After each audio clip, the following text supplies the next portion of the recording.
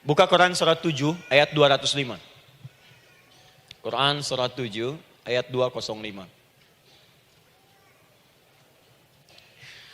Doa itu disebut zikir di ayat itu. Jadi kalau ibu sedang berdoa, itu sedang berzikir.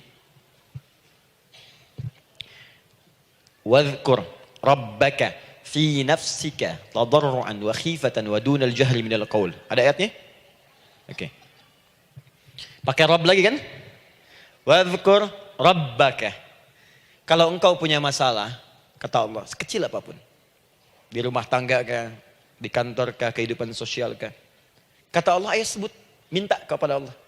Berdoa. Doa disebut dengan zikir. Zikir itu semua kegiatan yang membuat kita ingat Allah. Zikir. Baca Quran, zikir. Dalilnya Quran surah ke-15 ayat 9.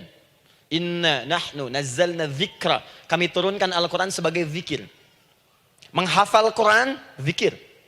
Quran surah 54 ayat 17, ayat 22, ayat 32, ayat 40. Walaqad yassarnal Qur'ana lidzikri. Kami akan mudahkan Al-Quran untuk diingat, dihafalkan. Zikir, sebagai zikir kepada Allah. Ibu selepas sholat, baca subhanallah, alhamdulillah, Allahu Akbar, zikir. Quran surah keempat, ayat 103. فَإِذَا قَضَيْتُمُ الصَّلَاةَ فَاذْكُرُوا اللَّهَ. Maka jika anda telah tuntas mengerjakan sholat, segera berzikir kepada Allah. Sholat sendiri, zikir. Quran surah ke-20, ayat ke-14. Innani anallahu la ilaha illa ana fa'budni wa aqimis salata lidzikri. Saya Allah, kata Allah. Tidak ada Tuhan selain saya. Sembah saya. Bagaimana menyembah Allah? Tunaikan salat sebagai zikir kepada Allah. Zikir. Di zikir semua amalan yang mendekatkan kita dengan Allah. Doa itu satu dari bagian zikir. Tapi tahukah ibu fungsi zikir yang paling utama itu apa? Quran surah 13 ayat ke-28. Ala bidzikrillahi tatmainnul qulub. Yakinkan pada dirimu, kalau zikirmu benar kepada Allah, maka dia akan berdampak kepada hati menjadi lebih tenang. Zikir itu manfaat pertamanya membuat hati tenang, Bu. Tadi saya contohkan. Baca Al-Quran zikir kan? Jadi kalau ibu sedang tidak tenang, sedang gelisah, ada masalah, daripada mengeluh sana sini, wudu, Bu, wudu. Ambil mushaf. Baca. Saat baca itu mungkin solusi belum datang, tapi hati itu lebih tenang. Kaitan dengan bahasan kita, doa, minta. Doa. Jadi kalau orang punya masalah itu kalau berdoa, walaupun solusinya belum datang, walaupun kemudian jawabannya belum tiba, minimal hati ibu itu tenang. Ini dia. Kan surah 13 ayat 28. Rumus ini pakai. Gunakan dalam hidup. Karena yang tahu kehidupan kita itu Allah yang menciptakan kita. Yang tahu pesawat, yang bikin pesawat. Yang tahu handphone, yang bikin handphone. Yang tahu mikrofon, yang bikin mic-nya. Yang tahu kita, yang menciptakan kita. Ikutilah petunjuk Allah yang menciptakan kita, maka akan langsung terasa manfaatnya. Ibu tidak percaya, silahkan lakukan. Rasakan bedanya, bedakan rasanya. Dan pasti akan terasa bedanya. Akan lain. Tuh. Doa. Tapi ingat yang paling penting kata Allah, doa itu bukan sekedar penting permohonannya, tapi menunjukkan status kita sebagai hamba di hadapan Allah Subhanahu wa taala. Jadi kalau ada orang selama hidup tidak pernah berdoa, artinya dia mengingkari status dia sebagai hamba di hadapan Allah Subhanahu wa taala. Mau menyejajarkan diri dengan Tuhan. Kan yang tidak pernah meminta itu Tuhan. Allah yang memberikan. Kalau manusia beda pasti minta. Artinya kalau ada manusia nggak pernah minta, seakan-akan bahasa halusnya, kamu ini ngaku jadi Tuhan. Saya tempatkan kau di neraka jahanam yang paling bawah. Jahanam itu, Bu, belum masuk saja sudah terasa. Terasa. Buka ibu Quran surah misalnya ke-40 Ghafir tuh. Ya, ayat 45 sampai dengan 47-nya. Sebelumnya lagi lihat Quran surah ke-8 ayat ke-50. Itu penghuni neraka, Bu, yang bukan jahanam saja. Penghuni neraka itu kalau mau meninggal itu dipukulin dulu malaikat. Depan belakangnya. Ayo, kamu keluar. Lama amat keluarnya rohnya katanya. Takut karena nggak punya bekal. Kan maaf ya, kaidah mengatakan orang nggak punya bekal itu takut pulang, apalagi orang merasa salah. Anak ibu berbuat kesalahan, mau pulang takut kan? Takut. Jadi kalau ada anak takut pulang, salah dia. Salah. Kemana anak nggak pulang-pulang? Pasti ada yang salah karena nggak berani pulang. Jangankan salah, nggak punya bekal saja, malu pulang. Lihat ibu waktu Ramadan usai, mau mudik, Idul Fitri. Kan pada mudik kan? Kenapa mau mudik dan senang mudik? Karena punya bekal, Bu. Dikumpul-kumpulkan tuh selama 11 bulan. Untuk 1 bulan saja. Itu pun paling berapa hari. Kumpulin. Terus telepon keluarga. Insya Allah aku pulang hari ini. Wah, senang semuanya. Padahal mudiknya cuma pakai motor, Bu. Motornya bebek, bekalnya singa. Serius saya, motor bebek bekal singa. Ada kardus belakangnya. Tulisin. Terus tambah pelepah pisang buat begini. Belakangnya ditulisin, aku pulang sayang. Jalan, mudik. Terus yang di rumah kan senang nerimanya. Kenapa? Karena ada yang pulang dan bawa bekal. Saya pernah tanya pada seseorang, kenapa anda gak mudik? Gak ada bekal Ustaz, gak ada bekal, malu pulang. Kebayang gak saat pulang menghadap Allah gak punya bekal? Malu pulang, apalagi punya banyak salah. Jadi gak mau keluar rohnya.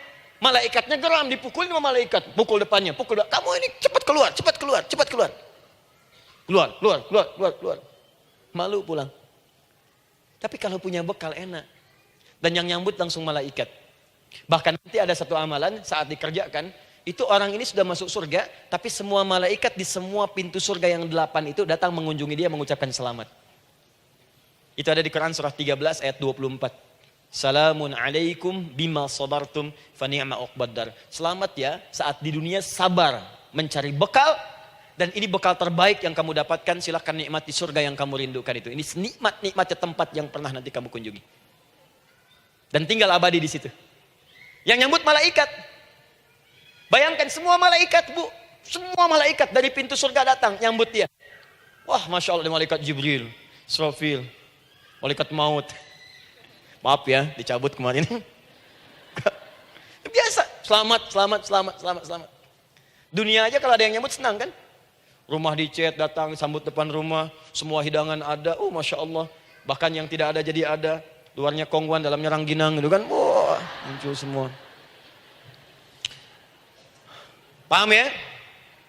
Jadi ini bagian pertama. Jadi kita katakan kenapa manusia mesti berdoa. Jawabannya karena manusia itu hamba. Dan doa itu adalah fitrah bagian dari kehidupan. Kenapa manusia mesti berdoa? Karena ada komitmen dari Allah. Setiap dia mendapatkan sebuah persoalan, maka Allah akan jawab dan berikan jawaban dari semua persoalannya. Jalan mendapatkan jawaban itu adalah doa. Kenapa manusia mesti berdoa? Karena dia butuh dengan Allah. Dan puncaknya, kenapa dia mesti berdoa? Karena Allah ingin membahagiakan kehidupan dunianya sebelum sampai keabadiannya di akhirat. Jadi ketika kita berdoa, sebetulnya kebaikan untuk kita karena Allah ingin kita bahagia. Ingin mudah hidupnya. Jadi kalau ada orang gak berdoa, sesungguhnya dia sedang menyulitkan diri sendiri dalam kehidupan dunianya sampai ke akhiratnya. Jelas sampai di sini? Masya Allah. Alhamdulillah. Baik, kalau sudah paham, saya hapus ini, kita masuk bagian yang kedua. Hapus lagi. Sab Muslimah edisi ke-15. 15 kali datang sendiri, ngulangin sendiri, nulis sendiri, ngapus sendiri. Masya Allah.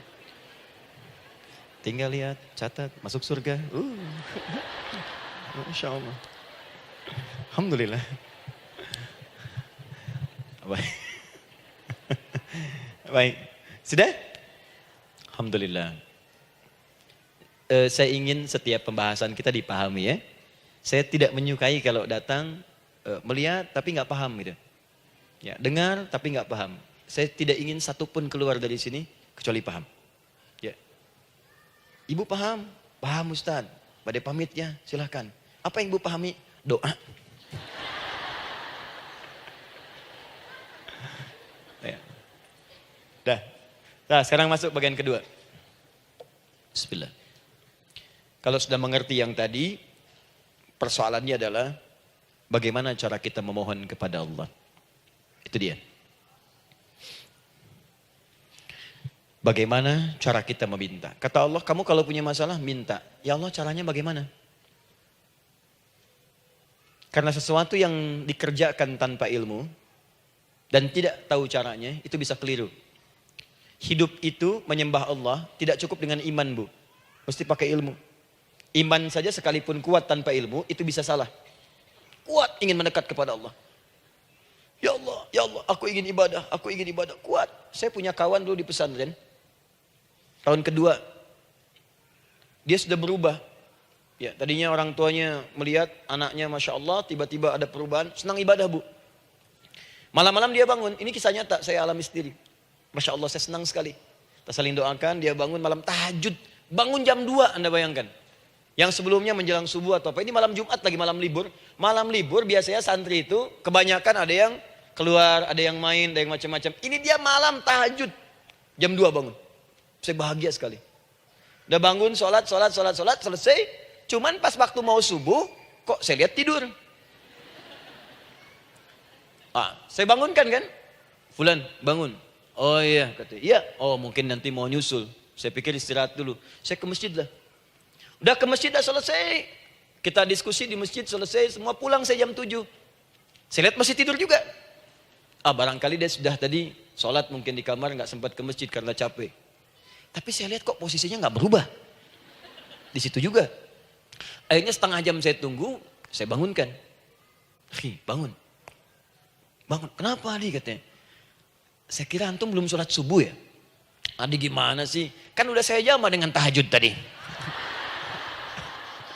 Udah saya jama dengan tahajud. Jadi memang kekuatan imannya lagi tinggi, cuman ilmunya kosong. Ini yang bahaya. Besok-besok kalau orang kayak gini sholat subuh bisa 4 rakaat. Ya. Karena itu berdoa penting, cuma kita mesti tahu caranya. Yuk kita mulai bagian pertama. Quran surah kedua ayat 186. Paling kiri sebelah bawah. Sudah? Wa idza sa'alaka 'ibadi 'anni fa inni qarib. Fokus. Kata Allah, kalau hamba-hambaku Muhammad SAW bertanya kepadamu, minta petunjuk untuk mencari-cari aku. Tuh Bu, coba lihat. Ayat doa dibuka lagi dengan kalimat hamba. Untuk menegaskan status kita.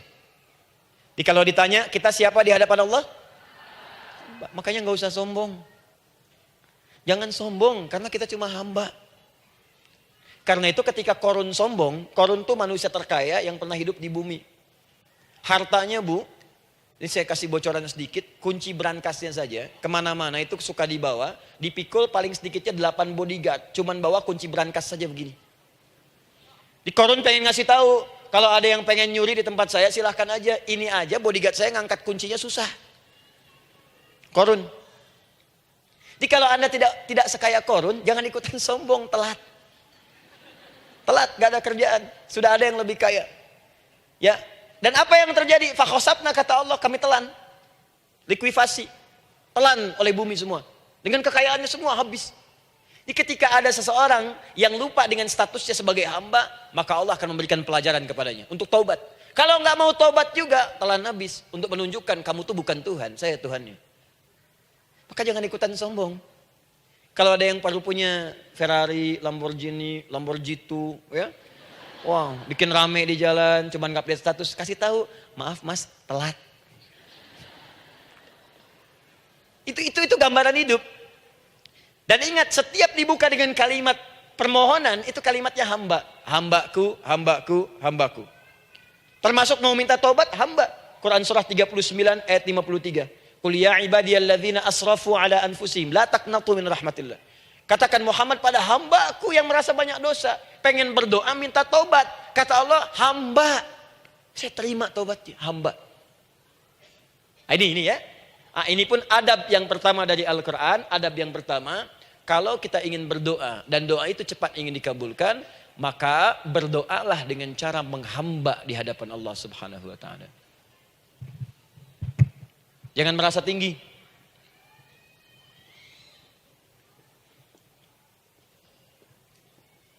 Saya turunkan caranya. Bagaimana cara menghamba itu dengan cara yang baik? Fokus. Wa idza sa'alaka 'ibadi 'anni, Muhammad SAW, jika ada hamba-hambaku bertanya padamu tentangku, ingin mencari-cari aku. Masya Allah, ibu maaf ya, biasanya kan kalau orang mencari Allah, ingin mendekat kepada Allah, Entah itu datang ke masjid, bangun malam, biasanya motifnya cuma dua. Satu, ada kebutuhan, pengen berdoa. Terus dekat sama Allah. Besok mau arisan, malamnya tahajud. Anak mau ujian, baru puasa, kan? Suami ada proyek, nah, baru baca Quran, kan? Terus itu biasa itu. Biasa, jadi fitrah bu. Tumben jeng tahajud, fitrah. Itu biasa itu. Ya. Yang kedua, taubat dari maksiat. Taubat. Seorang taubat ke masjid, bangun malam, doa, itu biasa. Jadi kalau ada seperti itu tandanya kita hamba normal manusia. Fa inni qarib, kata Allah, katakan Muhammad SAW, katakan kepadanya, janganlah mencari, aku dekat. Dekat, jangan mencari, aku dekat. Jadi bu, ketika kita butuh Allah, langsung jawab oleh Allah. Kamu mau apa? Aku dekat. Itu secara psikologi memberikan ketenangan yang paling dalam. Saya belum datang di sini sampai jam 8. Ibu tanya panitia, ustadznya mana sih? Ukti, ustadznya mana? Jawaban pertama misalnya, ini belum jelas nih ustadznya. Gak ada kabar. Yang kedua mengatakan, tenang saja, ustadz sudah dekat. Maka yang kedua itu lebih menenangkan kepada kita. Ketika ibu mencari, ya Allah, saya sedang ada masalah, langsung dijawab oleh Allah. Tenang, aku dekat denganmu. Mau minta apa? Itu bu, jadi kalau ibu sedang punya persoalan, psikologi Al-Quran mengatakan, langsung rasakan Allah itu bersama kita, dekat, menunggu kita mau minta apa. Ibu punya masalah dengan suami, ingin mengadu. Lu kata Allah, saya dekat, kamu kenapa? Ada masalah apa? Ayo minta, ayo cerita. Mohon. Ibu punya masalah dengan anak. Ibu punya masalah dengan tetangga, di pekerjaan, kehidupan sosial. Kata Allah, saya dekat. Nah perasaan itu hadirkan dalam jiwa kita. Ini sekarang jarang didapatkan. Jadi kalau ada masalah itu, hal pertama yang dilakukan itu belum ingat Allah itu masalahnya. Di kebanyakan manusia itu kalau punya masalah, selalu ingin yang pertama itu solusinya. Bukan Allahnya. Kan pemilik solusinya Allah. Jadi kalau kita ingat pada yang memiliki, maka apapun yang kita minta akan diberikan. Bahkan ada orang yang saking ingatnya dengan Allah, sebelum minta sudah dikabulkan. Itu yang dahsyat. Nah, sekarang setelah kita paham tentang kedekatan ini, kemudian kita praktekkan. Jadi bu, ya maaf ya, ketika ibu punya masalah apapun, yang pertama diingat Allah. Allah, engkau telah berjanji, engkau pasti akan tepati. Ya Allah, sekarang aku ada persoalan. Nah, sekarang teruskan ayatnya. Ujibu da'watad da'i idza da'an. Ujiba.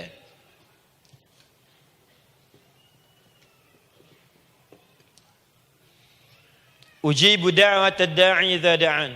Aku pasti akan menjawab, mengabulkan setiap doa hambaku jika dia bermohon kepadaku.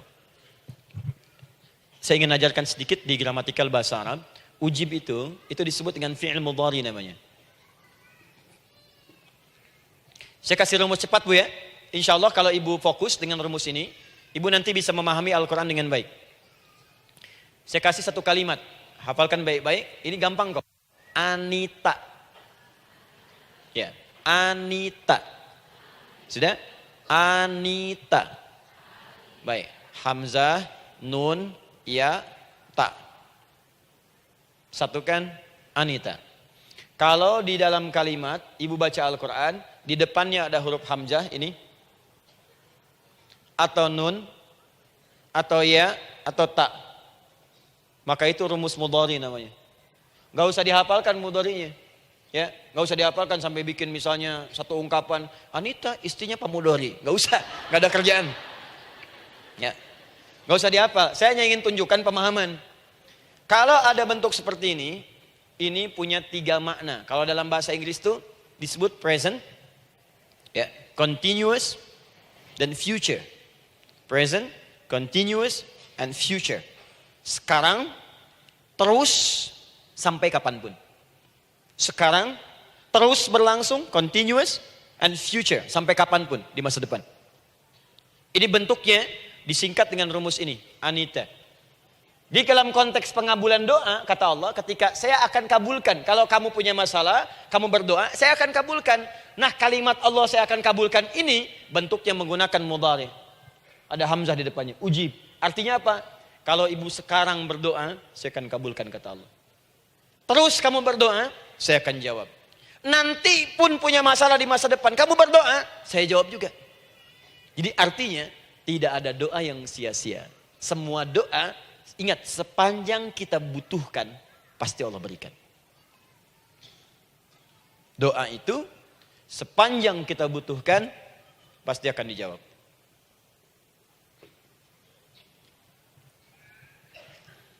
Nanti kapan dijawabnya, seperti apa jawabannya, nanti bagian ketiga. Kadang-kadang minta sekarang, dijawabnya nanti. Minta sekarang, dijawab sekarang. Ada yang mintanya A, dijawabnya B, itu yang paling dahsyat. Ya. Jadi kalau saya tanya, kalau kita berdoa, dijawab tidak oleh Allah? Ya. Itu janji Allah. Setiap orang berdoa, pasti dijawab. Nah hanya persoalannya, seperti apa doa yang cepat dijawab itu? Apakah semua doa langsung dijawab seketika? Akankah mendapat jaminan langsung dijawab?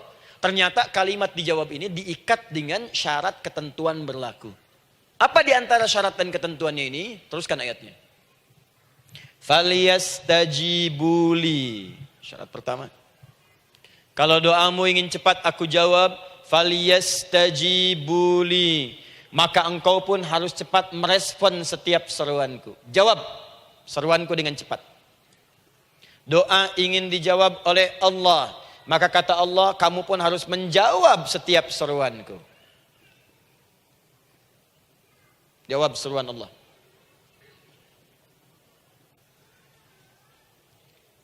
Ayo respon, adil. Maunya dapat gaji aja, kerja nggak mau. Ya? Apa ibu pikir duduk manis, santai di ruangan tengah? Tiap bulan suami datang berikan uang belanja? Belum tentu. Kalau sikap tidak bagus, ya interaksi tidak mulia, maka belum tentu itu didapatkan. Maka syarat pertama kata Allah, kalau doamu ingin cepat aku jawab, maka setiap aku seru, cepatlah engkau kemudian kerjakan dan jawab itu. Jadi ternyata seruan Allah itu terkait berkelindan dengan pengabulan doa. Jadi ketika ibu diseru oleh Allah, diminta diperintahkan sesuatu oleh Allah, sebetulnya itu kunci untuk mendapatkan jawaban doa kita, Bu. Dipanggil kita, ayo cepat datang ke sini, mau minta apa? Minta, saya kasih. Apa di antara kunci doa itu, Ustaz? Yuk kita lihat. Adalah jawaban dari seruan Allah. Apa di antara seruan Allah itu? Saya beri contoh satu misalnya. Allah perintahkan kita untuk sholat. Bahkan diseru, diingatkan 5 kali dalam sehari. Salat. Bukankah kita diseru, Bu, dipanggil 5 kali sehari untuk salat? Allahu Akbar, Allahu Akbar. Ya? Diingatkan kan? Ayo ingat Allah, ingat Allah, ingat Allah, ingat Allah. Allah Maha Agung, Maha Besar semuanya dan seterusnya. Perhatikan baik-baik.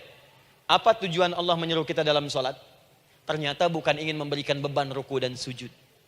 Bukan sujudnya yang penting. Karena semua makhluk tidak sujud pun tidak akan menurunkan status Allah sebagai Tuhan. Allah tetap Allah, gak ada ruginya. Yang rugi kita, ternyata ketika disuruh sujud, disuruh ruku itu, ternyata yang ditunggu itu bukan ruku sujudnya. Allah nunggu, punya masalah apa? Mau minta apa? Karena itu dalam ilmu fikih, ibu buka semua kitab fikih. Salat itu secara bahasa disebut dengan doa. Nama lain dari doa adalah salat. As-salatu hiya doa. Salat adalah doa. Karena itu semua bacaan dalam salat doa semua. Coba lihat. Baru takbir Allahu Akbar, doa iftitah. Al-Fatihah doa, Bu, jangan dikira Al-Fatihah enggak ada doanya. Nih, nanti saya berikan cepat ya. Ini highlight dulu.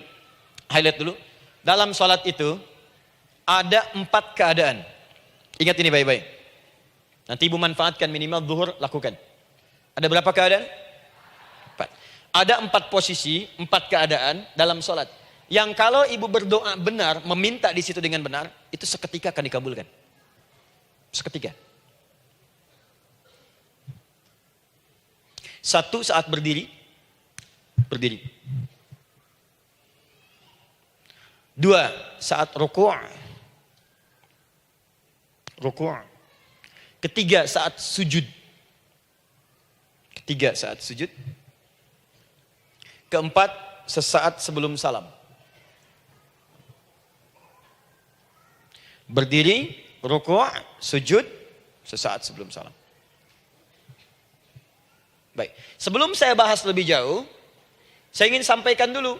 Jadi ternyata ketika kita diminta oleh Allah menunaikan sholat, itulah cara kita memohon, Bu. Itulah waktu kita meminta. Dan dahsyatnya dalam sehari itu 5 kali ditungguin, Bu.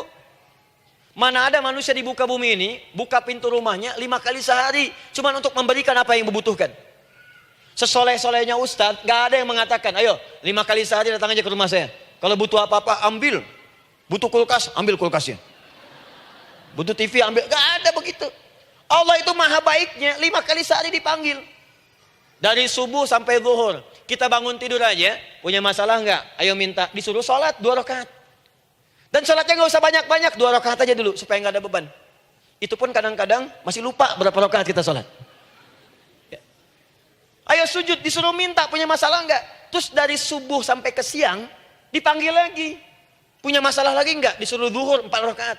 Karena waktunya cukup panjang, suruh 4. Ayo minta. Ada masalah apa? Minta sujud kita. Minta mohon.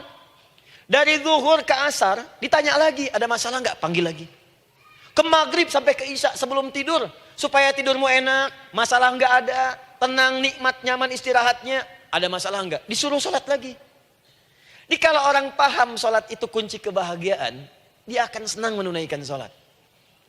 Makanya ketika ibu bertanya, kenapa saya sholat? Dijawab oleh muadzin, hayya 'alas shalah. Ayo salat. Kenapa sih salat? Hayya 'alal falah. Yuk bahagia. Ayo tenang. Yuk dapatkan apa yang kamu inginkan. Falah. Jadi kalau orang paham salat itu menyelesaikan persoalan, tentu orang akan berbondong-bondong semangat untuk menunaikan salat. Cuman sayang segelintir orang itu menilai salat sebagai beban. Jadi sebagai kewajiban beban saja, makanya salatnya nggak nikmat. Karak tadi duhur, ayeuna asar deui. Tuh. Ya bagaimana doanya bisa dijawab? Anda datang pada orang, tapi datangnya dengan marah-marah. Datangnya dengan mencelanya. Ya bagaimana dia bisa memberikan kebutuhan Anda? Anda datang pada Allah dengan niat yang tidak ikhlas. Setelah itu kemudian menggunjingkannya, bagaimana bisa dijawab? Tuntutan tinggi. Tapi datang tidak membawa prestasi, ya bagaimana bisa diberi? Catat tuh, bikin status. Paham ya? Nah ini bagian pertama. Jadi cara pertama, respon kata Allah, seruan Allah. Rumus pertama sholat. Nah sekarang saya ajarkan lagi. Ini belum selesai nih Bu. Ini panjang bahasannya nih. Sampai jam berapa kita? 10 ya? Oh, banyak. Oh, mau sampai jam 5 silahkan. Saya jam 10 selesai. Ya. Lihat sini. Oke, saya punya sekitar 1 jam kurang ke depan. Saya ingin terangkan sedetil-detilnya gitu ya. Dan saya hanya menyampaikan isi Al-Quran. Quran, hadis, Quran, hadis. Sekarang gini, Ustadz saya sekarang paham, sholat berarti kunci untuk menyelesaikan masalah. Di sholat saya akan memohon. Sekarang Ustadz, bagaimana cara saya merespon sholat? Kan kata Allah, saya menyeru, respon gitu kan? Kita dipanggil sholat nih, Allahu Akbar, dipanggil. Bagaimana cara meresponnya? Sebelum minta. Awas, ibu ingin datang mengajukan proposal. Datang kepada wali kota, datang kepada gubernur, datang kepada presiden, datang kepada menteri sebelumnya. Bukankah ibu mempersiapkan diri? Penampilan ditata, proposal dibagus-bagusin, itu kan? Yang paling hebat itu kadang-kadang malam-malam latihan depan cermin. Bapak wali kota yang saya hormati. Lihat semuanya tuh. Dan yang paling luar biasa, maaf ya, janjian jam 7 dengan Pak Wali Kota, datang jam 6 ke Balai Kota. Sekarang ibu punya janji dengan Allah. Janji itu sudah diketahui sebelum pertemuannya. Kalau tidak percaya, 5 waktu ini ibu sudah hafal Bu. Ya, bahkan disuruh ngapalin oleh Allah. Buka Quran surah ke-4. Surah ibu, surah mama, An-Nisa. Ayat 103, Quran surah 4 ayat 103. فَإِذَا قَضَيْتُمُ الصَّلَاةَ فَاذْكُرُوا اللَّهَ قِيَامًا وَقُعُودًا وَعَلَى جُنُوبِكُمْ فَإِذَا اطْمَأْنَنْتُمْ فَأَقِيمُوا الصَّلَاةَ. Lihat ujung ayatnya. Inna as-salata kanat 'alal mu'minina kitaban mawquta. Sungguh semua waktu salat itu telah ditetapkan waktunya bagi orang beriman. Itu terjemahan biasa. Kalau terjemahkan pakai ilmu balaghah, sungguh orang beriman itu hafal waktu-waktu sholat. Tahu waktunya. Apalagi kalau di waktu itu ibu punya kepentingan, pasti hafal. Kalau ibu benar memprioritaskan sholat dan menilai sholat sebagai solusi hidup, menilai sholat sebagai kebutuhan, ibu pasti akan hafalkan itu, Bu. Nih ya, ibu dapat bagian arisan nih. Bulan ini misalnya. Dan memang bagian jatah ibu, demi Allah saya katakan, sebulan sebelumnya ibu sudah hafal tanggalnya kapan. Bahkan di kalender tuh diwarnain. Papa, bagian mama nanti bulan ini. Tuh. Dicatat semua, di tempat siapa, jam berapa, datang dengan penuh keceriaan dan kebanggaan. Luar biasa. Hanya untuk urusan dunia yang itu habis gitu. Jika dia tidak meninggalkan ibu, ibu yang meninggalkan dia duluan. Sekarang 5 kali sehari semua diberikan, bahkan lebih daripada dunia dan seisinya. Harusnya sih wajarnya dihafalkan waktunya dan ibu hafal. Ayo, subuh jam berapa sekarang? Lihat sini, bukan ke atas. Ditutup tuh. Tuh, sana tuh. Subuh jam berapa? Ayo ngelihat ke sana, 4:43. Zuhur jam berapa? Tuh, asar, maghrib, isya. Itu kan kunci ibadah. Dan kunci ijabah, kunci ibadah, kunci ijabah. Di situ ada pengabulannya. Ini gimana mau minta, waktu permintaannya aja nggak hafal. Gimana mau bermohon, datangnya aja telat. Karena itu, bagaimana cara merespon seruan Allah? Diaturlah di Quran surah kedua ayat 152. Paling kanan sebelah bawah. Quran surah kedua ayat 152. Ibu masih ingat? Bukankah sholat disebut sebagai zikir? Masih ingat? Ya, di surah ke-20 ayat 14. Wa aqimis sholata lidzikri, tunaikan sholat sebagai zikir kepadaku. Sekarang lihat ya. Lihat ketentuan Allahnya. Kalau ibu dipanggil untuk sholat, dipanggil untuk zikir, cepat respon. Ibu cepat respon, Allah pun akan cepat merespon permintaan ibu. Lihat kalimatnya. Fadhkuruni adzkurkum. Fadhkuruni adzkurkum. Kalian mengingat saya, maka saya pun akan ingat dengan kalian. Kalian zikir kepada saya, ingat saya, kata Allah, maka saya pun akan ingat kalian. Di antara makna zikir, salat. Kalau ibu salat mengingat Allah dengan cepat, maka Allah pun akan cepat mengingat kita. Contoh.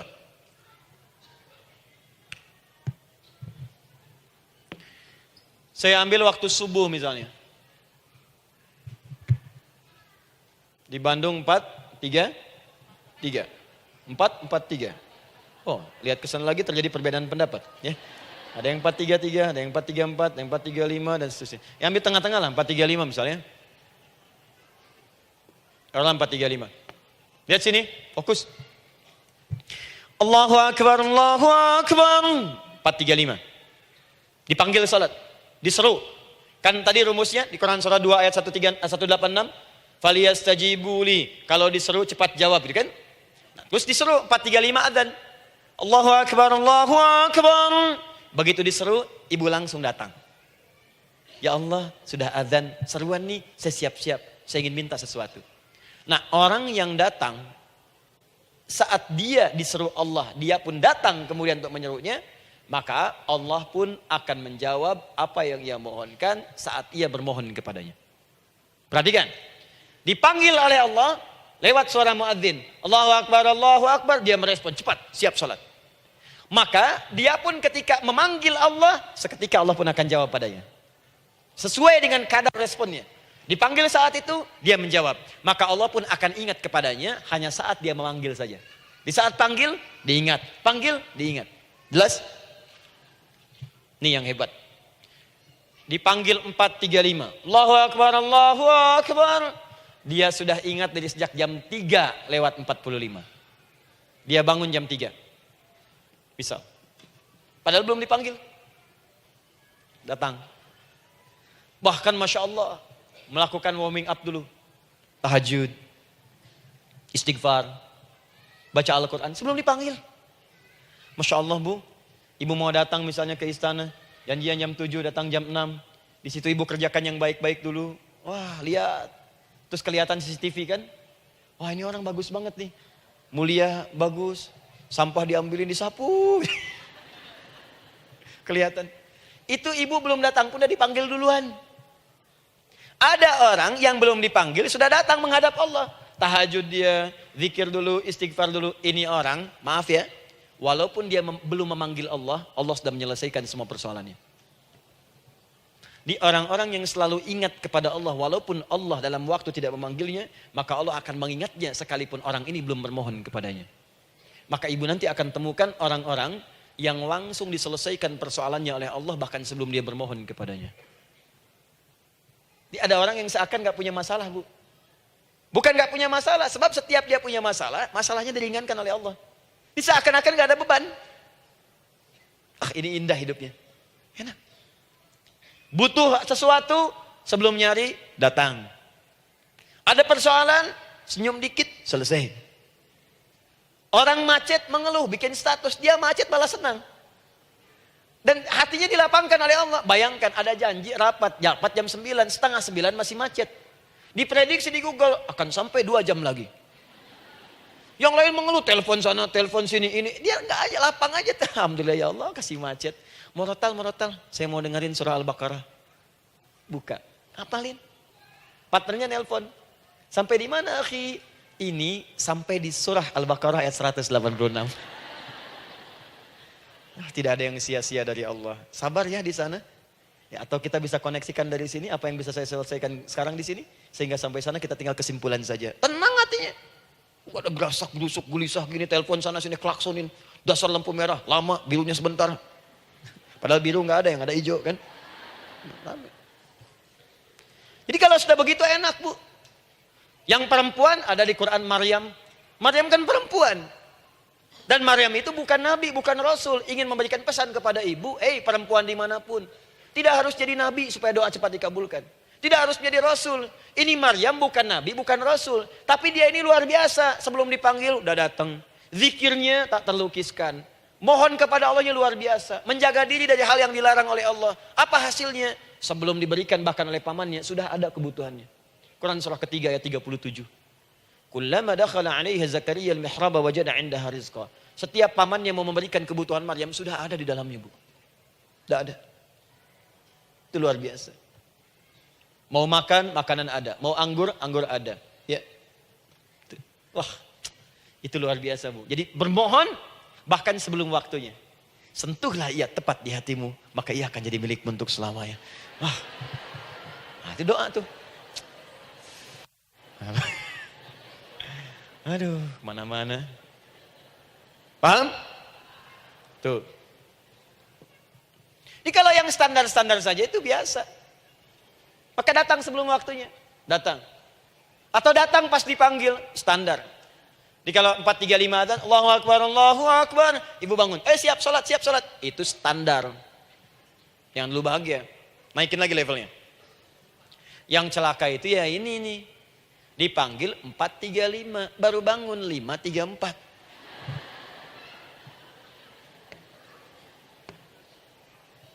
Sholat subuh belum, nuntutnya udah banyak. Ya Allah, kurang apa lagi aku bermohon kepadamu. Sudah aku meminta sekarang, sholat subuh aja belum. Jadi mana keadilannya? Jadi yang pertama, respon seruan Allah. Disitulah Allah pun akan cepat merespon apa yang kita kemudian butuhkan. Jadi yang pertama lewat sholat ya Bu ya. Ingat sholat. Dan sholat itu tadi dari 4 posisi saya ajarkan yang pertama saja satu. Supaya nggak terlampau panjang ya. Berdiri Bu. Saya ajarkan satu. Setiap ibu dalam keadaan berdiri dan membaca Al-Fatihah. Pada kalimat iyyaka na'budu wa iyyaka nasta'in. Ingat pada kalimat iyyaka na'budu wa iyyaka nasta'in. Maka sertakanlah di hati kita apa persoalan yang dirasakan untuk bermohon kepada Allah. Saya ajarkan cepat. Kalau ibu mau belajar lebih detail, ikuti kajian kami di fikih salat. Sifat salat Nabi SAW. Nanti saya terangkan semua dalilnya. Insya Allah sepanjang yang saya ketahui. Baik. Dasarnya ini. Dasarnya. Quran surah ketiga ayat 38 sampai 39. Dan dikuatkan nanti di hadis qudsi. Ibu kenal Nabi Zakaria? Ya kenal ya. Ya selamat lah Bu. Alhamdulillah. Episode ke-15 kenal Nabi Zakaria. Luar biasa. Alhamdulillah. Nabi Zakaria punya persoalan, sudah berumah tangga, belum ada keturunan, fisiknya sudah letih, rambutnya sudah memutih, dan mohon maaf istrinya divonis menopause dan mandul. Secara medis klinis. Apa yang beliau kerjakan? Sholat. Dalam sholatnya bermohon kepada Allah. Perhatikan permohonannya. Qala rabbi habli min ladunka dzurriyyatan thayyibah. Ya hunalika da'a Zakaria rabbah.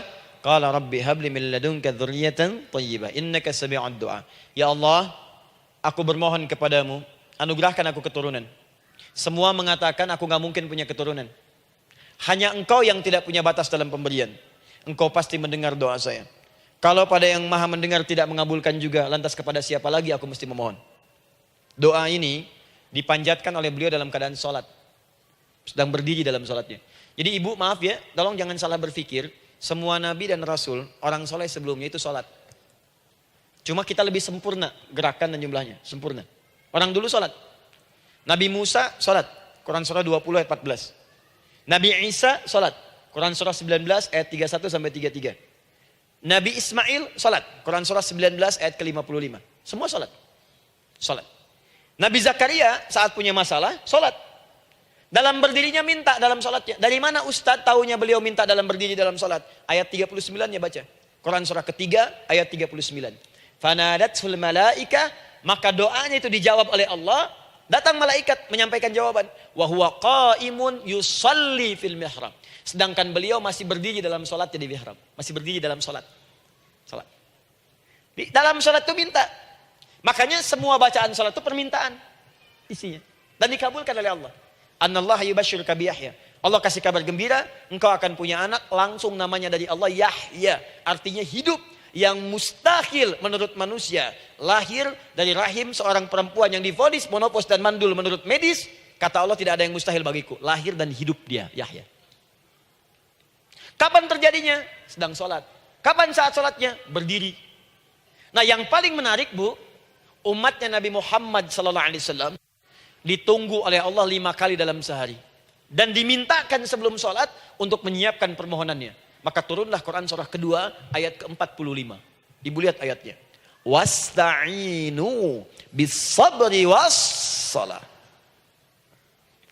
Bahkan ditegaskan lagi. Di Quran surah kedua ayat 153. Paling kanan sebelah bawah.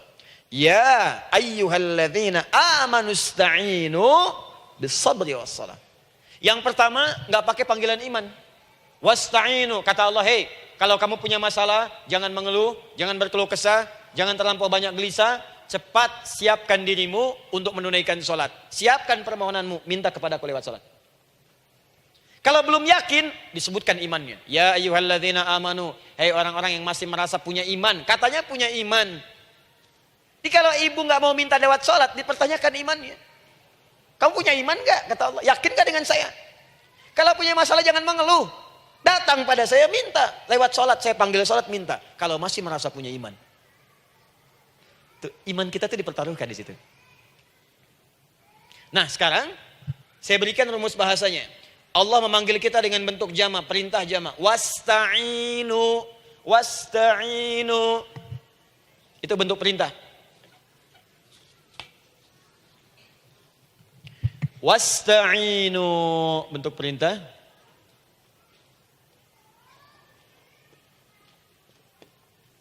Wasta'inu. Dan jika kalian, perhatikan cara menerjemahkannya, dan jika kalian punya persoalan dalam hidup, punya kebutuhan, maka bergegaslah siapkan dirimu untuk minta kepadaku solusi. Wasta'inu, dan mintalah oleh kalian pertolongan, solusi. Bisabri wassalah. Pertama sabar dulu. Sebelum sholat, sabar dulu dengan itu. Tahan dulu. Terima dulu. Jangan mengeluh, terima dulu. Nanti dalam sholat minta solusi. Itu maksudnya. Punya masalah sekarang jam 9 lewat. Sabar, tahan dulu. Koreksi diri, istighfar. Nanti zuhur minta. Atau duha sekarang sholat. Datang ke masjid, sholat duha minta. Tahiyatul masjid minta sekarang. Sabar. Ini sabar, terima dulu. Jangan mengeluh. Sabar. Ingat. Terima, sabar. Karena Allah mustahil memberikan ujian masalah kalau kita tidak sanggup menerimanya. La yukallifullahu nafsan illa. Saya sering katakan bu ya, maaf kalau kalimat ini mungkin kurang berkenan. Tapi kalimat ini nyata. Kalau ibu sekarang punya masalah seberat apapun, itu artinya hanya ibu yang sanggup untuk menerimanya. Saya tidak. Betul, karena itu persoalan itu dititipkan kepada ibu, bukan kepada seorang bernama Adi Hidayat. Ibu yang dipercaya. Ya, ibu dipercaya oleh Allah. Kenapa ibu tidak yakin dengan itu? Karena cuma ibu yang bisa mengatasi. Ibu yang mampu, saya tidak. Karena itu dititipkan pada ibu. Kaidahnya, la yukallifullahu nafsan illa wus'aha. Allah nggak akan berikan beban, ujian, masalah kalau dia nggak mampu. Artinya kalau saya nggak mampu, saya nggak dikasih. Ibu mampu, ibu diberi. Jangan mengeluh. Kenapa mesti saya ya Allah? Kamu mampu. Ya Allah, why me? Why not? Kamu yang bisa. Nah sekarang, wassalah setelah terima itu, tapi juga jangan terlampau kepedean. Memang cuma saya yang mampu ya, bikin status. Kemudian sholat, kita akan katakan, ya Allah, Engkau perintahkan saya untuk minta tolong. Sekarang saya akan minta kepadamu. Lalu kita katakan, maaf ya Allah, saya sekarang punya masalah. Saya ingin bermohon kepadamu. Saya ingin minta kepadamu ya Allah. Saya mohon ya Allah. Maaf Bu ya, maaf ya. Sebentar. Ibu kalau punya masalah sedikit atau banyak? Banyak. Yang punya masalah ibu saja atau anak juga punya masalah? Kadang-kadang, bukankah anak yang punya masalah ibu yang minta? Bukankah suami yang punya persoalan ibu yang bermohon? Kan? Karena itu, kalau kita ingin memohon kepada Allah dengan persoalan yang kompleks mewakili yang banyak, maka pertama kalimatnya diawali dengan huruf na. Berarti kami, kita, semua. Jelas ya? Nah, ibu ingin robah kalimatnya minta tolong. Kata Allah, minta kepadaku pertolongan. Wasta'inu. Ibu ingin robah menjadi bentuk permintaan. Rubah kalimatnya menjadi nasta'in. Nasta'in. Nasta'in.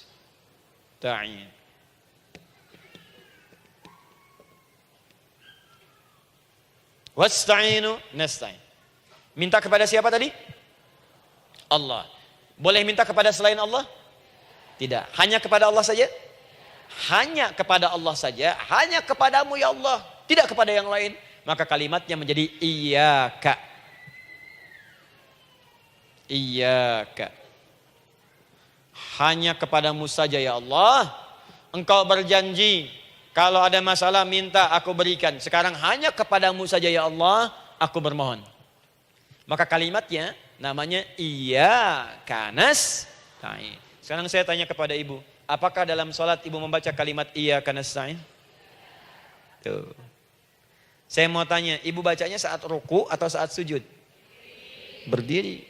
Gak ada orang ruku baca kalimat ini. Allahu Akbar. Iyyaka na'budu wa iyyaka nasta'in. Berdiri. Iyyaka na'budu wa sekarang saya bacakan hadis qudsinya. Tersambung dari Nabi sallallahu alaihi wasallam.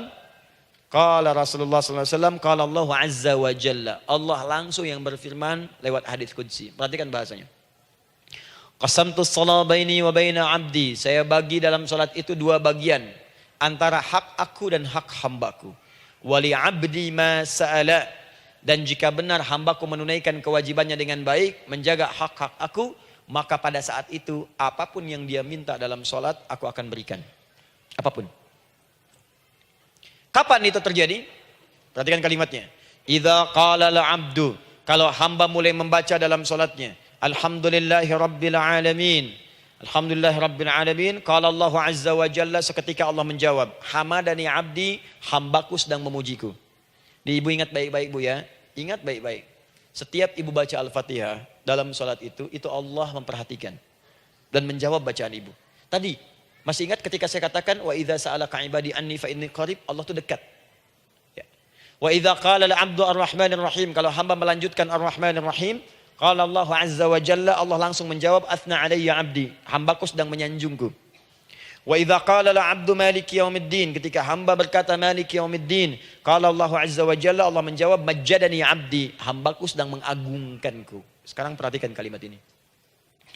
Wa idza qala al-'abdu, jika seorang hamba berkata iyyaka na'budu wa iyyaka nasta'in, ya Allah, sekarang hamba salat ibadah atas perintahmu. Dan hamba minta ya Allah, hamba punya masalah. Hamba punya persoalan dan kau janjikan minta dalam sholat. Qala Allah azza wa jalla, Allah jawab, hadza baini wa baina abdi. Inilah perjanjian aku dengan hambaku.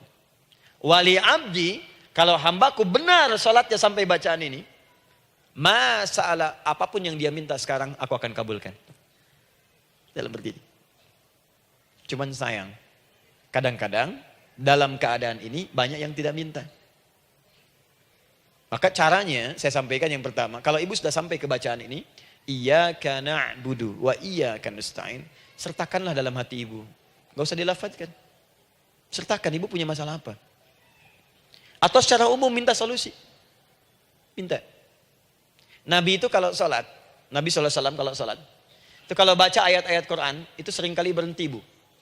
Sering berhenti. Kalau dalam ayat doa, beliau berhenti, mohonkan dengan baik. Kalau ayat-ayat surga, minta supaya umatnya ke surga. Ayat-ayat neraka, mohon supaya umatnya dibebaskan dari neraka. Minta. Kesaksiannya banyak. Hudzaifah al-Yamani pernah sholat di belakang Nabi, begitu. Abdullah bin Mas'ud radhiyallahu ta'ala anhu sholat di belakang Nabi, begitu. Ubay bin Ka'ab radhiyallahu ta'ala anhu sholat di belakang Nabi, begitu. Di kesaksian mereka sama semua. Makanya seringkali itu nggak sadar, enak sholat dengan Nabi itu. Nyaman. Kalau baca ayat surga seakan-akan pengen cepat ke surga. Kalau baca ayat doa berdoa, jadi nggak sadar. Rakaat pertama 100 ayat aja Al-Baqarah. Ya, kadang-kadang lewat ke Ali Imran. Pernah rekornya 5 juz 4 halaman. An-Nisa ayat 176 baru berhenti. Ya walaupun besoknya nggak pada ikutan lagi. Ya. Karena merasa ini kapan rukunya gitu. Sekarang atau nanti, sekarang atau nanti. Tapi enak. Nah saya ajarkan satu hal. Kalau kita sampai pada bacaan Al-Fatihah tadi. Jeda sejenak Bu, rasakan itu, minta. Minta. Setelah itu Allah ajarkan satu lafaz. Kalau lafaz ini benar dibacakan oleh ibu. Benar dibacakan. Maka seketika doa akan dijawab. Langsung dikabulkan. Apa bacaan itu? Nanti dalam pelajaran selanjutnya kita akan bahas ya insya Allah. Masih ada waktu? Oh ya, kalau masih kita bahas ya. Masih. Ada sesi mau jawab pertanyaan dulu, diskusi dulu atau saya teruskan sebentar? Teruskan ya. Baik, kalau kita sampai jam 10, saya jeda sampai ke 9.45. Jadi 15 menitnya kita bisa diskusi ya. Baik. Apa lafaz yang kita bisa mohonkan? Teruskan ayatnya. Ihdinas siratal mustaqim. Ihdinas siratal mustaqim. Ihdinas siratal mustaqim. Ini Bu, nanti Ibu lihat dalam kajian tafsir yang kami sampaikan, juga dalam kajian fikih salat saya bahas dengan detail. Di sini singkat saja, singkat padat. Ihdina itu, ya Allah berikan kami hidayah, berikan kami jalan, berikan kami petunjuk, tunjukkan kami jalan yang lurus. Kalimat ihdina asalnya dari kata hidayah. Hidayah, jamaknya hudan. Ihdina, berikan kami hidayah. Berikan kami hudan. Kalau tunjukkan kami jalan yang lurus, itu terjemahan Bu. Terjemahan. Kalau ibu ingin makna tafsir per huruf, per kalimat, bahkan per harokat, itu semua ada maknanya. Karena semua kalimat Quran itu mukjizat. Ihdina dari kata hidayah, hudan. Berikan kami hidayah. Hidayah dalam bahasa Arab itu banyak maknanya. Bisa solusi dari semua persoalan. Bisa jalan menuju kemudahan. Bisa kesuksesan. Bisa petunjuk. Banyak. Kalau dikumpulkan namanya hudan. Hudan. Makanya Al-Quran disebut hudan. Karena di Quran ada semua. Solusi ada, petunjuk ada, kemudahan ada. Dzalikal kitabu la raiba fi hudal. Al-Quran hudan. Syahrul Ramadan alladzi unzila fihi al-Quran hudan linnas. Isi Quran semua hudan. Di situ ada solusi. Di situ ada petunjuk.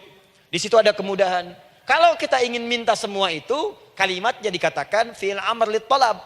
Permohonan dalam bentuk kalimat permintaan. Ihdina, berikan kepada kami hudan. Kalau sudah mengatakan ihdina artinya minta solusi, minta kemudahan, minta petunjuk. Jadi ketika ibu mengucapkan kalimat ihdinas siratal mustaqim, itu artinya ya Allah berikan kepada kami solusi dari masalah yang sedang saya hadapi. Berikan petunjuk dari persoalan yang sedang saya jalani. Berikan kemudahan ya Allah dari kesulitan yang tengah saya hadapi. As-siratal mustaqim, yang lurus, yang gampang. Karena jalan yang gampang itu lurus, gak berkelok Bu. Langsung ke tujuan. Saya mau ke sini jalannya belok-belok, gak langsung kan gak enak. Ibu mau ke satu undangan, jalannya belok sini, belok sini, belok sini, belok sini. Kelokan 9, kelokan 7, kelokan 8. Ya. Kan rasanya berliku. Ibu ingin mendapatkan solusi, tapi dilempar-lempar. Ke sini dulu berkelok, sini dulu, sini dulu, sini dulu. Kenapa gak ibu lurus dapatkan langsung? Dalam bahasa Arab, apalagi kalimat yang fasih, mendapatkan sesuatu dengan gampang, dengan mudah, as-siratal mustaqim, lurus ke tujuan, cepat, mudah. Apalagi ke surga nanti, tunjukkan kami jalan yang lurus, yang benar, hak dari Allah dan mudah didapatkan. Itu maksudnya. Ini bukan sekedar tunjukkan jalan yang lurus, solusi yang mudah, yang gampang, yang cepat. Paham di sini ya? Seperti orang-orang dulu mendapatkannya. Siratal ladzina an'amta 'alaihim. Seperti orang dulu mendapatkan semua kenikmatan ketika mereka bermohon kepadamu ya Allah. Siapa mereka? Ada 4 golongan disebutkan di Quran surah keempat ayat 69. Ada para nabi, orang-orang jujur siddiqin, para syuhada dan orang-orang soleh.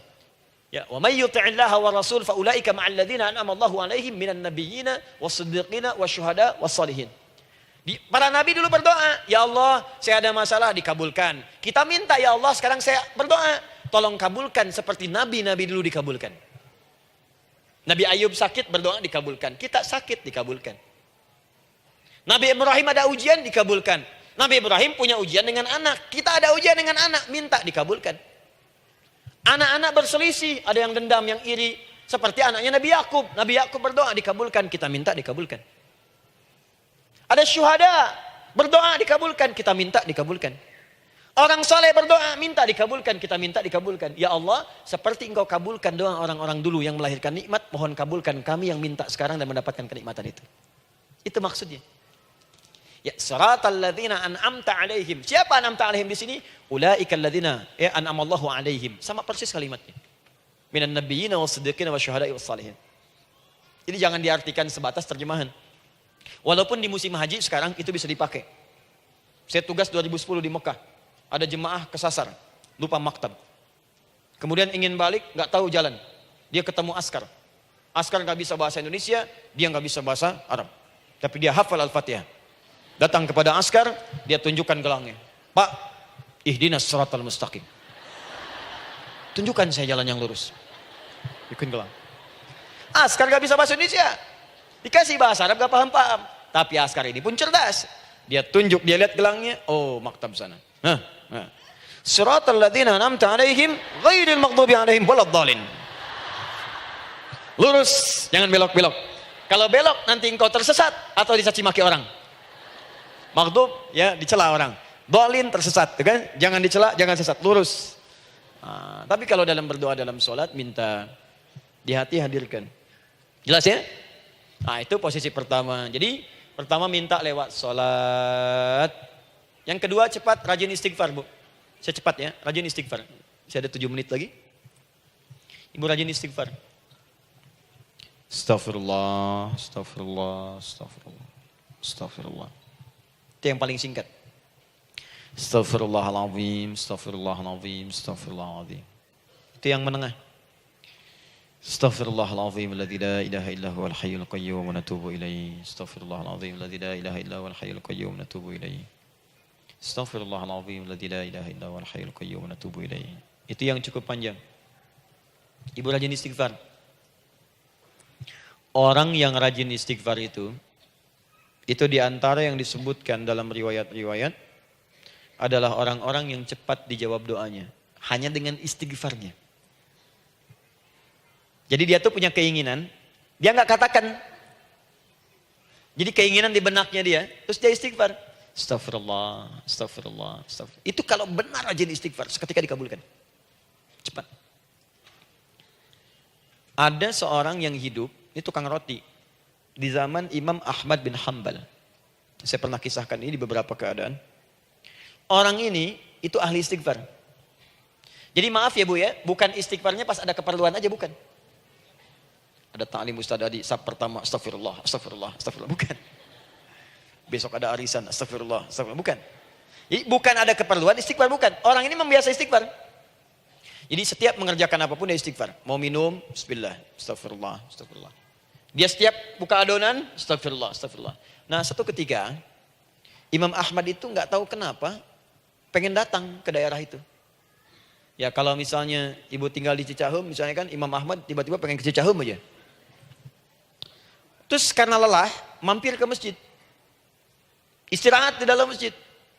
Tiba-tiba kata penjaga masjidnya, DKM-nya, marbotnya, ya Syekh, idhab, pergi, gak boleh tiduran di sini. Kata Imam Ahmad, saya kan cuma numpang istirahat, gak boleh keluar. Dan dia nggak tahu kalau itu imam besar. Dan Imam Ahmad itu sudah populer Bu, sangat famous, familiar. Cuman orang kan nggak pernah lihat wajahnya. Dulu kan nggak ada Facebook, nggak ada Instagram, nggak ada handphone, nggak ada apa-apa. Jadi kalau orang terima Ahmad, ya Ahmad aja kemana-mana. Oh, ada Imam Ahmad, dia Imam Ahmad, Imam besar, Imam Syafi'i, Imam besar. Tapi nggak pernah lihat. Sekarang kan udah kelihatan. Ya, udah kelihatan. Sekarang banyak. Makanya orang dulu tuh senang begitu tahu, dikasih tahu Nabi aja ke Madinah Bu, nggak ada yang tahu kalau itu Nabi Muhammad kalau belum pernah lihat. Karena beliau di bawah, Abu Bakar di atas. Abu Bakar kan naik kan, untanya Nabi. Nabi Muhammad pasti di bawah gantian tuh di jalan. Orang mengira yang di atas unta Nabi Muhammad. Padahal Nabi Muhammad yang jalan kaki, nggak kelihatan. Makanya responnya bola ketika tahu Nabi, senang luar biasa. Minta doa, minta ini, minta itu. Orang sekarang tidak. Karena sering banyak lihat di TV, media sosial, begitu ketemu, minta foto. Ini lain kisahnya. Nggak tahu dia, pergi keluar. Kata Imam Ahmad, ya sudah, keluar beliau. Nggak mau ribut. Istirahat di luar. Di pelataran. Di sini juga nggak boleh. Lihat kalimatnya. Barwah, keluar, pergi. Barwah itu kasar Bu. Begitu kemudian di debat lagi, saya cuma di luar. Rawah itu dari kata roh Bu, itu paling kasar. Artinya keluar dengan roh-rohnya sekalian. Rohnya pun jangan di sini. Ya. Jadi kalau ibu nanti di Masjidil Haram misalnya kan, ada kalimat itu artinya kesal Bu askarnya. Ya, keluar. Misalnya idza bi anti, enggak mau, saya mau di sini. Ya. Barwa, pergi. Sampai ke rawah dengan roh-rohnya. Itu artinya ibu disuruh pergi. Ya, bukan jangan mengelak lagi. Rawah. Saya bukan rawah, saya rohayati. Suruh pergi. Pergi. Imam Ahmad pergi tuh akhirnya. Pergi, di jalan kelihatan ada tukang roti tadi. Begitu kelihatan capek lah dipanggil, Syekh, kayaknya lelah istirahat di sini. Dan tukang roti pun nggak tahu kalau itu Imam Ahmad. Begitu istirahat, duduk, kelihatan Imam Ahmad setiap buka adonan, astagfirullah. Bikin lagi, astagfirullah. Imam Ahmad tahu faidah itu. Tapi ingin menguji tukang roti ini, ditanya. Ya akhi, kamu ini kenapa setiap Anda menanam adonan itu, tepung itu, Anda mengucapkan istighfar, astagfirullah. Perhatikan jawabannya. Wallahi demi Allah, tidak pernah saya beristighfar dalam setiap aktivitas saya, kecuali Allah selalu mengabulkan doa yang saya mohonkan. Di setiap minta, astagfirullah, itu dikabulkan. Cuman satu yang sampai sekarang belum terkabul. Apa itu kata Imam Ahmad? Saya ini selalu bermohon kepada Allah, ya Allah, mohon sebelum saya wafat atau setelah ia wafat, pertemukan saya ya Allah dengan Imam Ahmad bin Hambal. Sebelum saya yang wafat atau wafat Imam Ahmad. Kata Imam Ahmad, astagfirullah. Allahu Akbar. Itu mungkin yang memperjalankan saya kemari. Tiba-tiba pengen ke sini, sampai diusir keluar dari rumah Allah dari masjid, sampai di sini karena istighfar Anda. Sayalah Imam Ahmad bin Hambal. Astagfirullah. Imam Ahmad ke situ datang. Tolong jangan lakukan pada saya. Salah di hidayat ya Allah. Astagfirullah. Saya jawab lagi dari sana. La haula wala quwata illa billah. Ini istighfar. Nah, kapan istighfar yang baik? Istighfar yang baik dilakukan setelah tahajud sebelum fajar. Saya ulang ya. Setelah tahajud sebelum fajar. Dalilnya Quran surah ke-51 ayat 18. Baca dari ayat 15 sampai 18-nya. Jadi ibu kalau mau seperti itu, rajin tahajud dulu Bu. Tahajud. Setelah itu biasakan istighfar. Itu latihan dulu, itu baru latihan. Ingat ya, istighfar menjelang fajar di waktu sahar, itu baru latihan. Astagfirullah. Nanti kalau sudah banyak latihan, ibu akan refleks. Mau duduk masuk mobil, astagfirullah. Duduk mau makan, astagfirullah. Ya, kadang-kadang ibu mau ambil handphone, astagfirullah. Itu refleks di lisan kita keluar. Ahli istighfar itu gak direncanakan keluar di lisannya. Astagfirullah. Kalau sudah seperti itu, berbahagialah. Karena apapun kadang ibu inginkan, sepanjang itu ibu butuhkan, seketika dikabulkan. Ya. Yang ketiga, yang terakhir. Sudah 945, boleh sedikit? Ya, yang terakhir ya, terakhir. Jangan khawatir, setelah ini selesai. Jangan khawatir. Yang ketiga, ini amalan yang paling dahsyat. Jadi yang pertama minta dikabulkan. Yang kedua baru istighfar, dikabulkan. Yang ketiga, nggak ngapa-ngapain, dijawab. Artinya baru terbersit, ada keinginan, jawab seketika. Amalan yang ketiga ini adalah amalan yang dikerjakan karena cinta kepada Allah Subhanahu wa taala. Mahabbatillah, kecintaan kepada Allah. Amalan yang dikerjakan karena cinta kepada Allah Subhanahu wa taala. Amalannya mencintai Allah. Beda, Bu. Salat dengan cinta dibandingkan dengan salat karena memenuhi kebutuhan atau kewajiban saja, itu akan lain. Ibu kalau benar-benar mencintai Allah, maka dalam salat pun persiapannya akan beda. Saya beri contoh gini ya. Dari pakaian akan lain kata Al-Quran. Quran surah 7 ayat 31. Ya bani Adam khudhu zinatakum inda kulli masjid. Hei anak cucu Adam, kalau ada panggilan dari masjid, kenakan pakaian terindahmu. Di orang-orang yang mencintai Allah saat akan sholat, dia akan perhatikan dari pakaiannya. Jauhkan dari yang haram. Terus cari yang paling baik yang dia kenakan. Gak akan sembarangan. Kalau ibu pakai mukena juga cari mukena yang paling indah. Bukan karena pengen dilihat orang. Karena ingin Allah menyaksikan sholat ibu dalam keadaan yang sempurna. Wudu tuh hati-hati gitu. Quran surah ke-5 ayat ke-6. Ya ayyuhalladzina amanu idza qumtum ila shalah faghsilu wujuhakum wa aydiyakum ilal marafiq wamsahu bi ru'usikum wa arjulakum ilal ka'bain. Dikala ada orang beriman mencintai Allah, mau salat, dia mau wudu, wudunya enggak akan sembarangan, Bu. Cuman basuh. Ya, bagian kepala juga harusnya kepala, dia rambut, takut selesai. Sampai ke kaki cuma disodorkan di keran, beres. Itu sih anak kecil juga bisa. Orang ini lain.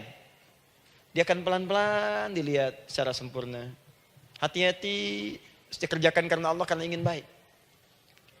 Kalau orang sholat, hanya kebutuhan saja, maka yang penting dia takbir sampai salam selesai. Tapi ini tidak, dia akan pelajari bagaimana Nabi mengajarkan sholat yang benar. Bagaimana bacaan saya benar. Dia belajar ngaji supaya benar bacaan Fatihahnya. Dia belajar dengan baik supaya khusyuk di dalam sholatnya. Dia pahami satu-satu. Apa artinya Allahu Akbar? Apa artinya Subhana Rabbiyal Azim? Apa artinya Subhana Rabbiyal A'la? Apa artinya Sami Allahu liman hamidah? Dipahami. Di begitu dia sholat dan baru takbir sudah paham isinya. Jika ada orang seperti ini, dia mengerjakan apa yang Allah perintahkan karena cinta dengan Allah. Dia berzakat karena ingin mencintai Allah. Dia berinfak karena cinta dengan Allah, bukan karena uangnya. Pokoknya kalau orang cinta itu, Bu, setiap pecinta dia akan memberikan apapun pada yang dicintai. Walaupun tak diminta. Dan pecinta itu sifatnya, kalau yang dicintainya senang sesuatu, akan otomatis ikut senang. Ibu misalnya senang ya dengan pasangan sebelum menikah. Pasangan senang kucing, ibu akan terpaksa senang kucing. Ibu cinta dengan anak, semua akan diikuti apa yang diinginkan. Seperti itu, cinta itu butuh pembuktian. Karena itu sering saya katakan pada akhwat ya yang belum menikah, yang masih muda-muda belum menikah, cinta itu butuh pembuktian. Jadi jangan percaya kalau ada orang yang bicara di lisannya nggak ada buktinya. Aku akan seperti Dilan membawamu dalam motorku. Katakan padanya, aku tak butuh dengan rayuan kata-katamu. Itu hanya angin surga. Yang kubutuhkan, tuliskan namaku di buku nikah kita. Wah, catat. Itu caranya. Main ke Taman Dilan, cuman boncengan. Seakan dunia milik berdua, yang lain gak ada. Gombal. Udah ya? Jelas? Jadi amalan yang ketiga ini kerjakan karena Allah. Saya mau contohkan satu. Ibu pernah dengar Imam Malik bin Anas? Pernah ya? Gurunya Al-Imam Asy-Syafi'i, Imam Malik bin Anas, lahir di kisaran tahun 94-95 Hijrah. Siap, Kang Dan. Wah, ini terakhir nih, saya tutup nih. Benar-benar terakhir, betul-betul. 10 menit lagi kalau ada nanti tanya jawab, sedikit. Imam Malik ini, Bu, itu Masya Allah. Saking cinta pada Allah dan Rasul, itu tidak pernah, jangankan sholat. Dalam beliau memberikan fatwa pun akan mencari pakaian yang paling bagus. Paling indah. Dan beliau menjaga adab dalam menyampaikan kalimat Nabi pun itu luar biasa. Sampai satu kali pernah pakai jubah bagus, indah. Ada lebah menyengat di kepalanya, sedang menyampaikan hadis. Saking hormatnya terhadap hadis Nabi, lebah itu dibiarkan menyengatnya. Enggak mau memutus kalimat Nabi, hadis Nabi hanya untuk mengusir lebah, dibiarkan sampai tersengat. Apa yang Allah berikan kepada beliau? Allahu Akbar. Satu kali singkat berdiskusi dengan muridnya Al-Imam Asy-Syafi'i. Kata Al-Imam Asy-Syafi'i, Ya guru, setahu saya rizki itu dicari dulu baru dikasih. Imam Malik lebih tinggi ilmunya pada saat itu. Beliau tahu ada 8 jenis rizki.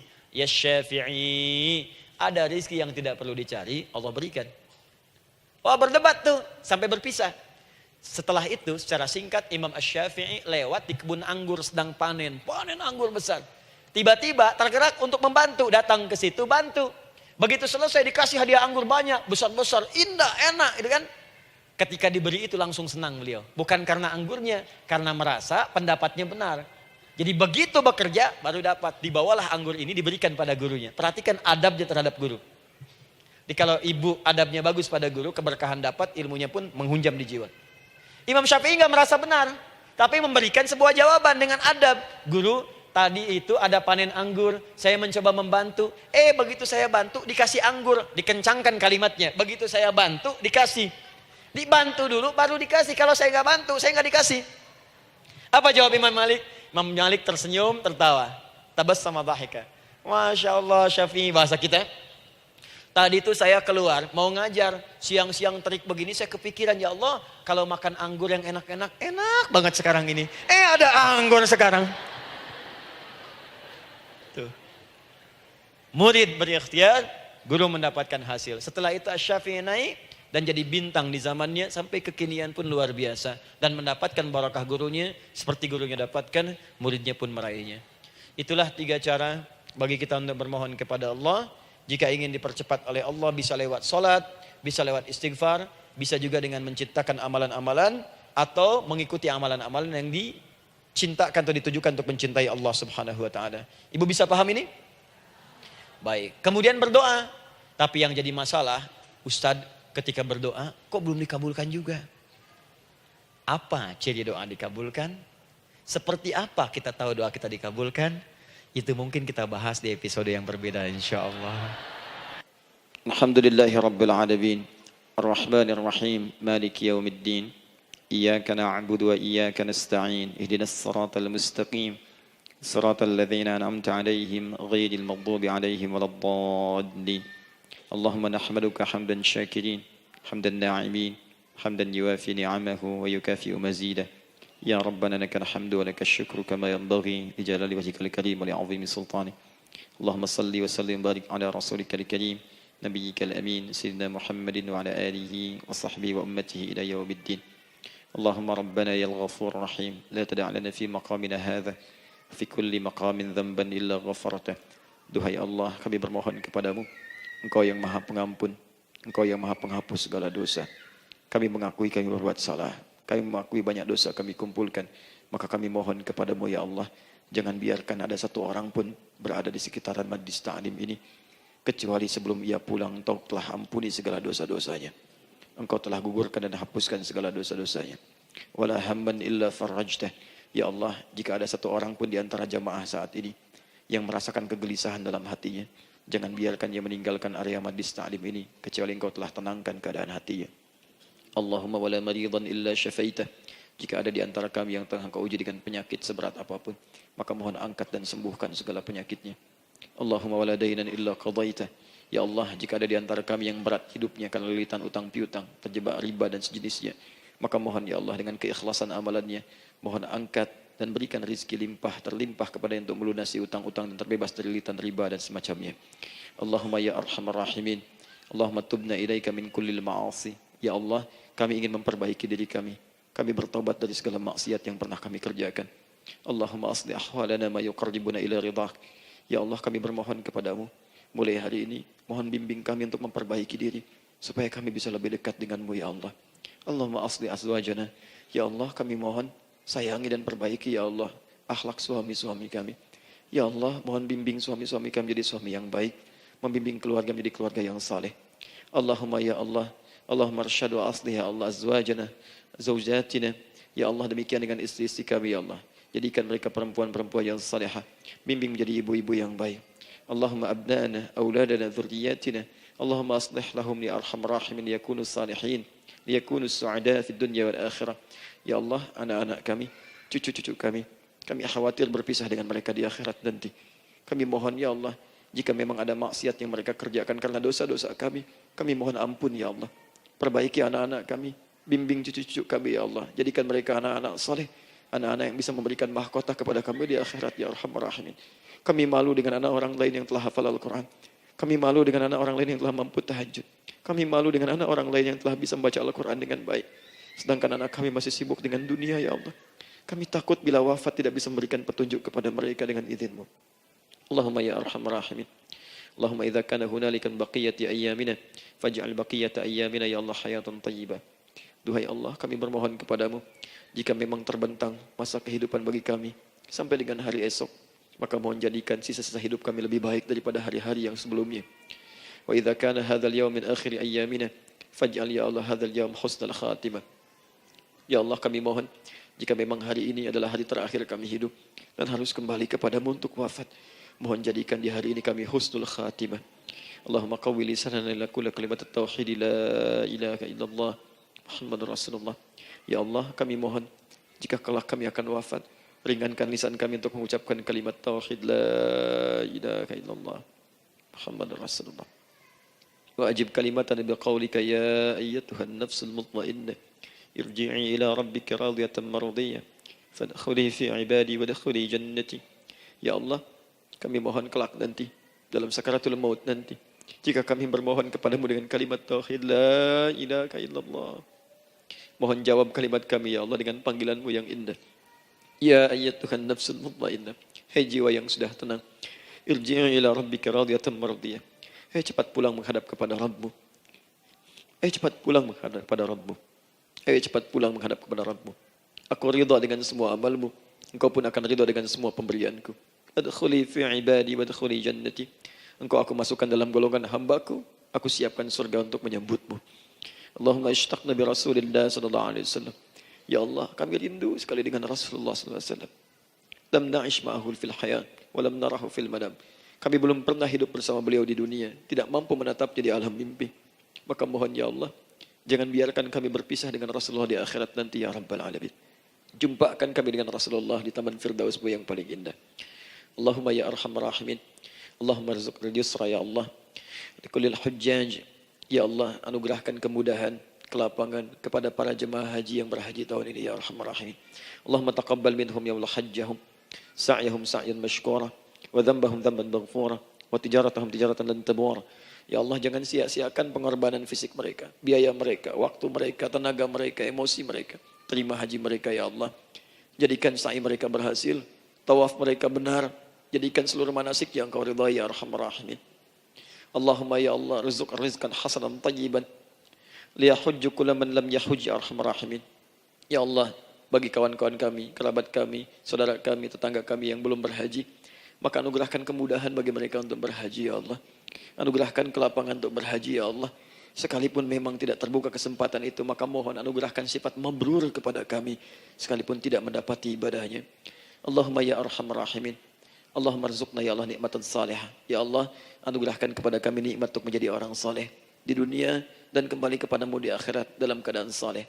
Alhiqna bis salihin ma'al ladzina an'amta 'alaihim minan nabiyyin was-siddiqin wasyuhada was-salihin wa hasuna ulaika rafiqa. Ya Allah, kumpulkan kelak kami di surga dengan para nabi, orang-orang saleh, para syuhada, orang-orang yang benar di hadapanmu. Itulah nikmat terbaik yang mampu kami dapatkan. Allahumma ya Rabb, Allahumma aslih Allah qulubana, ati anfusana taqwaha, wa zakkiha anta khairu man zakkaha, anta waliyuha wa maulaha. Ya Allah, jika memang kami telah Engkau anggap baik sampai dengan pagi hari ini, maka mohon jaga kami dalam keadaan baik sampai wafat ya Allah. Berikan kami kekuatan untuk istiqamah, jauhkan kami dari pengaruh nafsu ya Arhamar Rahimin.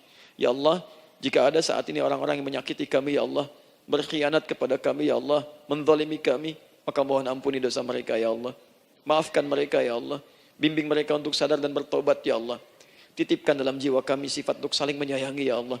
Titipkan dalam jiwa kami sifat untuk saling memaafkan ya Allah. Titipkan dalam jiwa kami sifat untuk bisa memperhatikan ya Allah.